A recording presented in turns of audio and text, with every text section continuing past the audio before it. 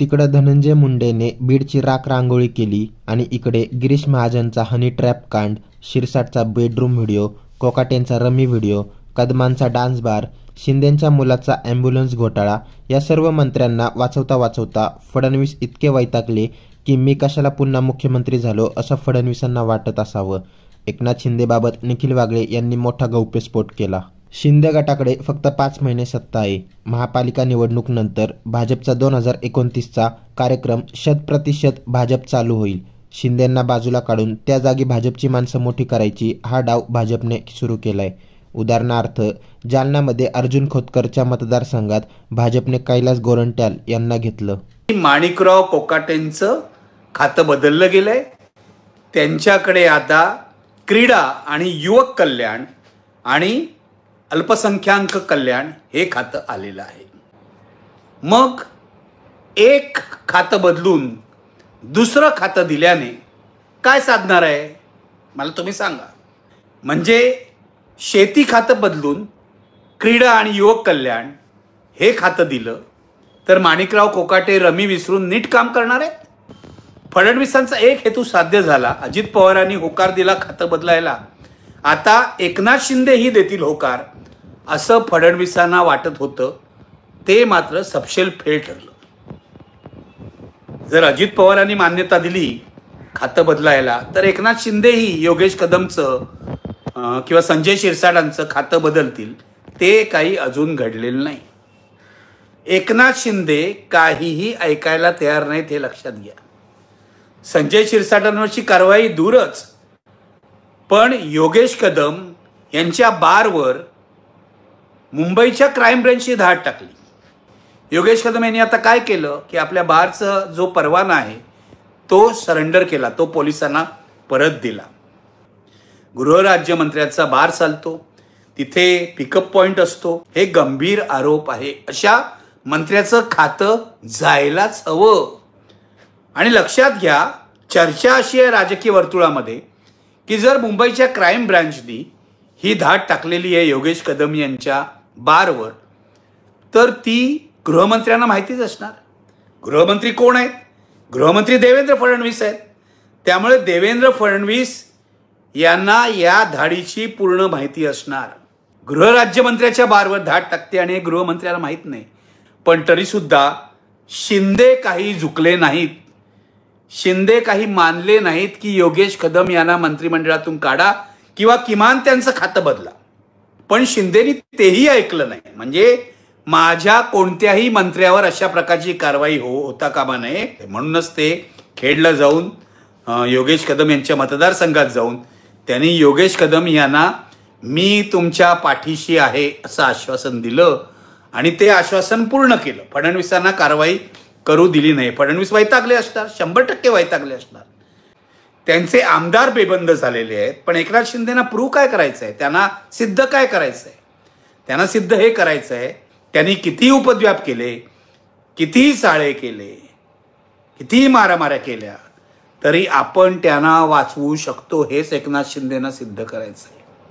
आणि एकनाथ शिंदेना हेही सिद्ध करायचं आहे की फडणवीस जरी मुख्यमंत्री असले तरी आपला आश्रयदाता, आपला तारणहार हा दिल्लीत बसलेला आहे आणि गृहमंत्री अमित शहा हे ते तारणहार आहेत. मुद्दा असा आहे, अमित शहा किती काळ वाचवणार आहेत तुम्हाला? याचं कारण तुम्ही जर महापालिका निवडणुकीत चांगली कामगिरी केली नाही तर अमित शहाही तुम्हाला वाचवणार नाहीत. अमित शहांच्याही हे लक्षात येईल की तुमचा उपयोग संपलेला आहे, तेव्हा तुम्हाला अलगदपणे अडगळीत टाकलं जाईल हे लक्षात घ्या.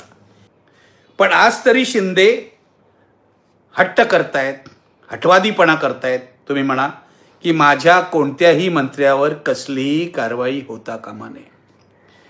फडणवीस यांची अडचण ही आहे की अशी कारवाई जर केली नाही, किमान अजित पवार आणि धनंजय मुंडे यांचा राजीनामा घ्यायला हो म्हटलं, परवानगी दिली, इथे माणिकराव कोकाटेंचं खातं बदललं, अजित पवार निदान सहकार्य करतायत तर शिंदे ते किमान सहकार्य सुद्धा करत नाहीयेत. अशा परिस्थितीत काय करायचं? फडणवीसांची डोकेदुखी नुसती वाढते. आपण कशाला आता मुख्यमंत्री झालो असं त्यांना वाटलं तर नवल नाही. आणखीन एक तुम्हाला प्रकरण सांगून ठेवतो. हे प्रकरण आहे अनिल कुमार पवार या IAS अधिकाऱ्यावर ईडीने टाकलेल्या धाडीचं. हे अनिल कुमार पवार वसई विरारच्या महापालिकेचे आयुक्त होते. अलीकडेच त्यांनी 4 सोडला, पण 4 सोडल्यानंतर दुसरा आयुक्त येण्याच्या 2 दिवसामध्ये त्यांनी ज्या भानगडी केल्या त्या खूप चर्चेचा विषय आहे. पहिली गोष्ट धाडीबद्दल सांगतो. ईडीने यांच्यावर रेड टाकली. याचं कारण यांच्या गैरधंद्याबाबत ईडीकडे तक्रार गेली. अनिल कुमार पवार यांनी वसई विरार महापालिकेचे आयुक्त असताना ज्या बिल्डर्सना परवानग्या दिल्या त्या बिल्डर्सकडून किमान 20 ते 25 रुपये पर स्क्वेअर फूट एवढे वसूल केले असा आरोप आहे. असा गंभीर आरोप आहे. अनिल कुमार पवार यांच्यावर ईडीने धाड टाकली तेव्हा त्यांच्या घरी 1,33,00,000हून अधिक कॅश मिळाली. दागिने मिळाले, जड जवाहर मिळालं, हे वेगळंच. पण 18 ठिकाणी ईडीने धाडी टाकल्या आणि यांची प्रॉपर्टी जप्त करायची कारवाई केलेली आहे. लक्षात घ्या. हे अनिल कुमार पवार कोण आहे? यांना कोणत्या राजकीय नेत्याचा आशीर्वाद आहे?